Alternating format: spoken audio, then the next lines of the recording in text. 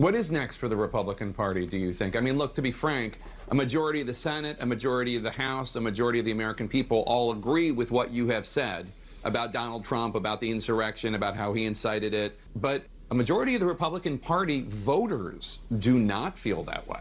You know, that's true, Jake, but I think that that's going to change over time. I mean, we're only a month into the Biden administration. I think the final chapter of Donald Trump and where the Republican Party goes hasn't been written yet, and I think we're going to have a real battle for the soul of the Republican Party over the next couple of years, and we're going to say, are we going to be a party that can't win national elections again, that loses the presidency, the House, and the Senate in a 4-year period, and loses governors and state legislative bodies, or are we somehow going to get back to a real traditional Republican Party, common sense conservatives that want to argue and put up, you know, to push for the things that we've always believed in and to try to compete with Democrats? Because I think that a competitive two-party system is so important to our democracy, and we're losing.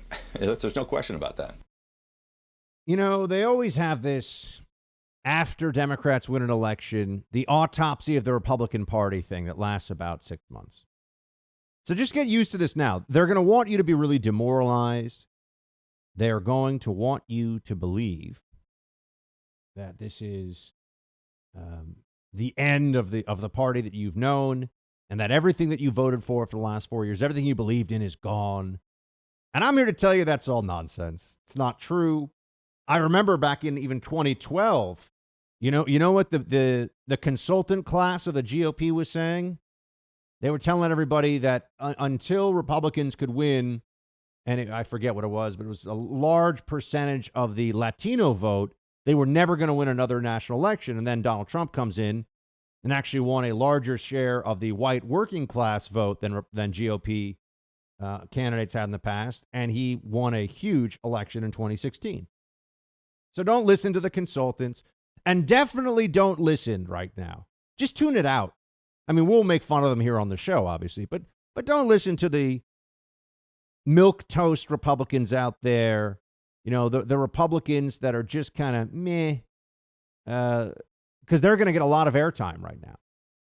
They're going to be given a lot of attention because they do what Democrats want. The controlled opposition is about to be elevated all over the place. That was Governor Hogan from Maryland on CNN. You'll see a lot of this. Republicans who want to have that strange newfound respect. That's the phrase, right? That's a strange newfound respect emerging for Ben Sasse of Nebraska after his vote to remove Donald Trump to ban him from office was what it really would have been, right? To convict him in the Senate trial. A strange new respect for Senator Lisa Murkowski and so on. But none of those people are representative of where the Republican base is. None of those people speak for where the heart and soul of the Republican Party is right now. And that's exactly why they get the airtime they do. That's exactly why you'll be hearing from them. Because they want, one, you to feel like your leaders now are these wimps, these nincompoops who can't get anything done, and who the Republican Party only tolerates insofar as they win in, you know, purple states. You know, Susan Collins in Maine comes to mind. I mean, that they're better than the alternative in a certain place, but they by no means speak for the rank and file of the GOP. And I don't mean elected officials. I mean people. I mean your run-of-the-mill Republican. And this belief that now we have to listen to all the consultants and all the analysts who are so wrong about everything Trump. This is all part of the propaganda games the Democrats will be playing. Here is a vicious anti-Trumper and a surly and far less bright than he thinks he is fellow Charlie Sykes talking about the coming Republican Civil War. Play 3. And I think that you're going to see Donald Trump engage in a revenge tour that is going to make the split in the Republican Party even worse. You know, I did think that Mitch McConnell's speech was extraordinary. I mean, it was clearly two-faced. It was clearly hypocritical. But he did step up and he got some things off of his chest. And the one thing that he made very, very clear was that Donald Trump may have been acquitted, but he was not exonerated, that he is still deeply damaged. So here's the question. You have these Republicans that hid behind a technicality. almost none of them, with the exception of Lindsey Graham, defended Donald Trump or praised Donald Trump. He's damaged goods.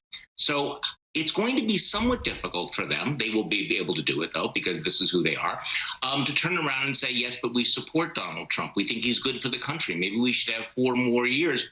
So this is going to be an interesting test for this political party here. There's a real gap between the institutional Republican Party in the Senate, led by Mitch McConnell, which has decided to move on from Trump, and the base, which for the moment I think is sticking with Donald Trump.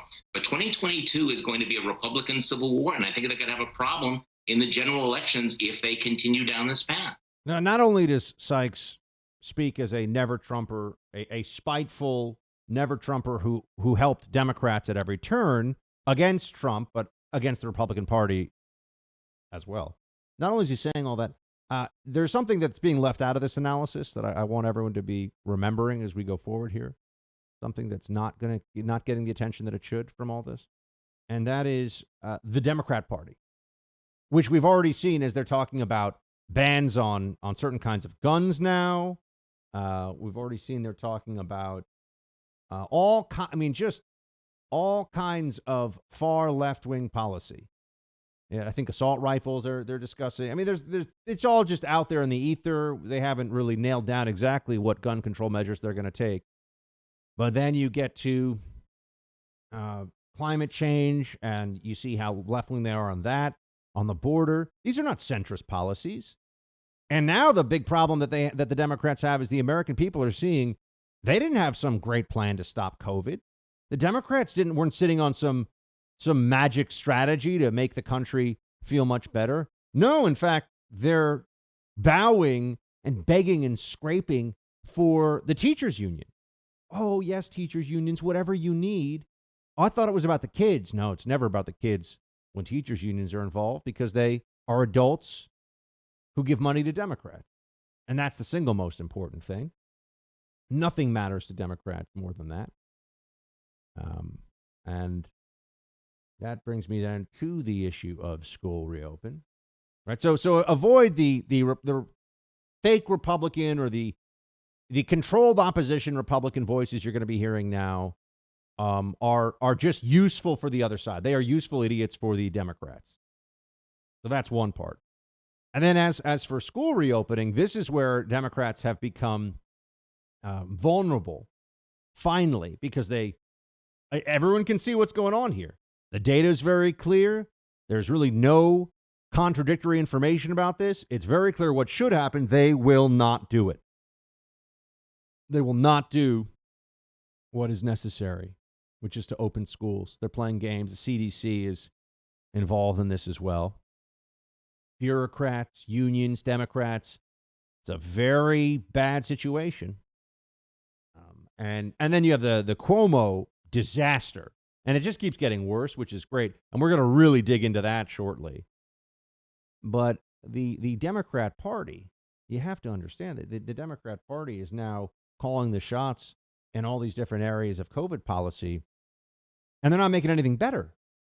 They didn't have any better ideas. And Fauci has exposed himself, for anybody who didn't know this before. That little Papa Smurf bureaucrat, Fauci, has shown everybody that he's really a Democrat. I mean, he was so excited to go on Rachel Maddow's show, and oh, it's great. I can speak truth now. And yeah, how's all that truth speaking working out for us? What exactly is the different policy? You know what the one thing they've said that's different is this year? Double mask, which I know they can ban me from as many social media platforms. People can complain about me as much as possible. It's moronic.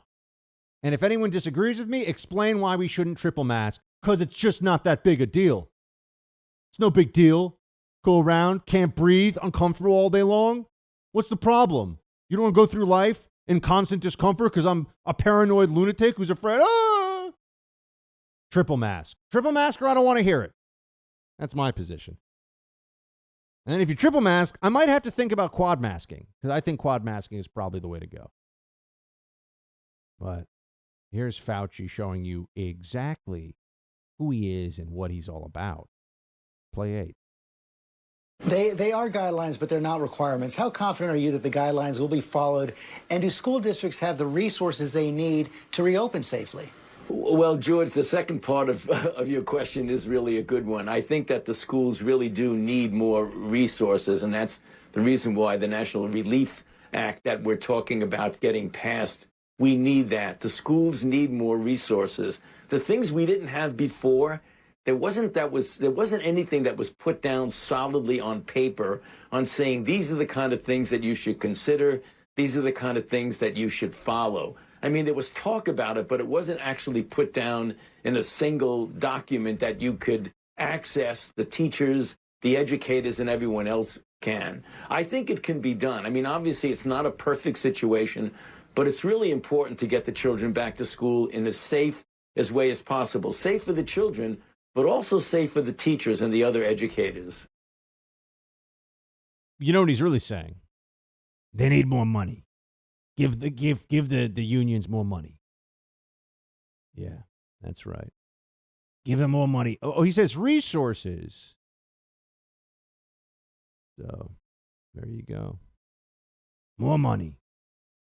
What does that have to do with the fact that schools are safe and have been open for months already when they're private and parochial schools? Did anyone throw them a whole lot of money? Did anyone give them resources? No, they just went along with life and they're fine. We don't need new ventilation systems in the schools. We don't need to spend God knows how many billions of dollars. We don't need to be giving 5-year-olds a new mask every day. This is lunacy. Open the damn schools. All of them. Now. They have no real, we got to do it safely. Got to do it safe. What does that mean? Kids can go to school at any point in time and they can get the flu. They can get, meningitis. They can get any number of things, right? There's no such thing as perfect safety. I mean, kids are fine if they get COVID, and they basically don't transmit it. That means acceptable risk. That means it's fine. Go about your life. It's like we've all of a sudden handed experts like Fauci, the right to go around and tell everybody, hey, you can't take, I don't care how bad your toothache is, you can't take Tylenol because it can kill you. Fact. Some of these NSAIDs can cause bleeding of the stomach. And bleeding of the stomach could actually kill you. But that might happen to one person, out of 1 million. Or less than that. I don't even know. And usually it only happens after you've done it for many years. You've been drinking heavily while taking NSAID. But there's still risk. Some people can have a very bad reaction. You can have a bad reaction to any medicine. Any vaccine, for that matter. That's just a fact.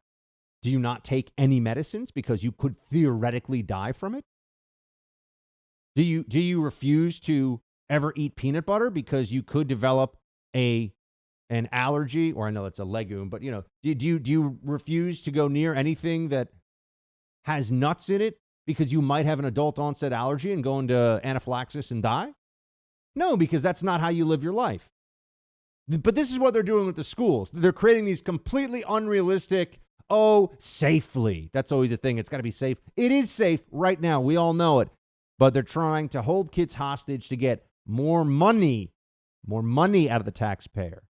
You know what they're going to do? They're going to have all this money that's supposed to be for COVID stuff, and it'll be sitting in piles in these different school districts. And then when they don't use it for COVID because they don't have to, maybe it goes in the teacher's OT.